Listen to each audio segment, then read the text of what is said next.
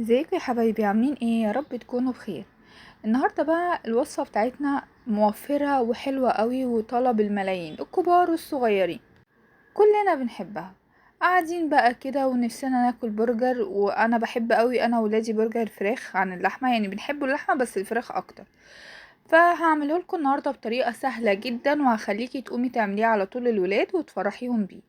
انا جبت بصلايه كبيره كده بشرتها، وحطيت عليها، انا بحب ابشر البصله مع قرن فلفل، مش بيديله حميان ولا حاجه، والله ما بيخلوش حامي، بيخليه ايه، ليه تست حلو كده.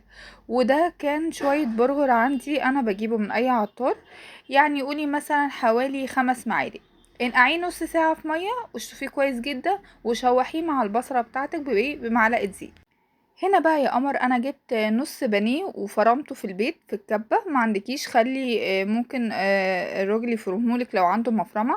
البهارات بتاعتي هتبقى عباره عن بابريكا، كاري، كركم. والبابريكا زودي فيها كده عشان يبقى لونه احمر وحلو. بهارات فراخ، معلقه بصل بودر، معلقه توم بودر، من كل حاجه حطي معلقه. وفي سر جبار بقى هو انا هحطهولك دلوقتي، وطبعا ملح وفلفل اسمر. سر هيخلي اللحمه بتاعتك تنفش كده وما تكشش وانت حطاها على النار، يعني تفضل القوام بتاعها محتفظه بقوامها، وكبيره زي ما احنا بنعملوها بالظبط، وما بتشوفيها بره في المطاعم. معلقه بيكنج باودر ده بيخليها تحفه. طبعا الخلطة اللي انا عملتها على النار اللي هي البصل والبرغل خلاص خدت تشويحة حلوة كده، بردت شوية، هبتدي اللي انا اخلطها بالمكونات بتاعتي دي. بصوا انا عجنتها كده بايدي، هتلاقوا ايه العجينة ماسكة كده في ايدي، حطي شوية زيت. شوية زيت يا قمر بقى كده، وبصوا هتلاقيها بقت زي العسل. بسيبها شوية طبعا. وده المكبس بتاع البرجر، ما عندكيش عادي كده جدا ممكن تجيبي غطا اي برطمان عندك وتكيسيه كده عشان ما يلزقش. وبصوا اللهم بارك، عايزه اقول لكم نفس القوام ده، نفس القوام اللي هيبقى بيه لما يستوى، مش هيكش منك ولا اي حاجه. ده بفعل معلقه البيكنج باودر اللي انت حطيتيها.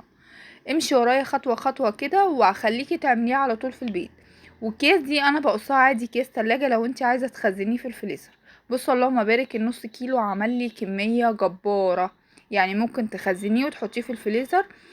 تجوع اي وقت، سندوتشات الصبح في المدارس، حبيتي تتغدي بيه اعمليه بقى وجبة، هيبقى زي العسل معاكي.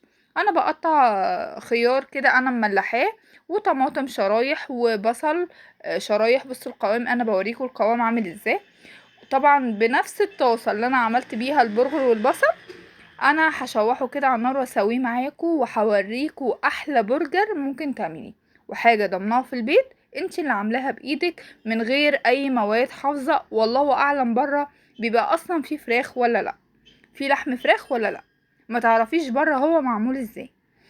يا ريت يا حبايبي تشجعوني كده بالاشتراك في القناه وتدعموني عشان اقدر اعمل لكم كل جديد باذن الله.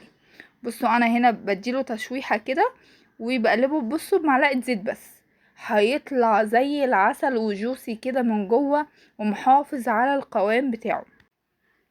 بصوا الجمال، عايزه اقول لكم والله بيتنسف نسف. بصوا انا بقطع واحده قدامكم اهو، كان سخنه جدا يعني لسه مطلعه من النار. بصوا القوام بتاعها عامل ازاي. انا بصراحه مش بحب احط عليها اللي هو فول الصويا ده، بحس يعني فيه مخاطر، فما برضاش اجازف باي حاجه بسمع او بشك فيها. فالبرغر عندي حلو، بيضاعف الكميه، وفي نفس الوقت بيخليه حلو، وهي ما شاء الله بصوا البرجرايه قد كف ايدي وتقيله. اللهم بارك، عمل لي الكميه دي. والبصل بعد ما خلصت في نفس الطاسة بتاعتك كرملي البصل كده شوحيه مكان الفراخ. اللهم بارك، عايزة اقولكوا كان طعمه زي العسل. جربيه بطريقتي كده وصدقيني الولاد هيطلبوه منك كل يوم. بص القوام بتاعه عامل ازاي، ما شاء الله تحفة.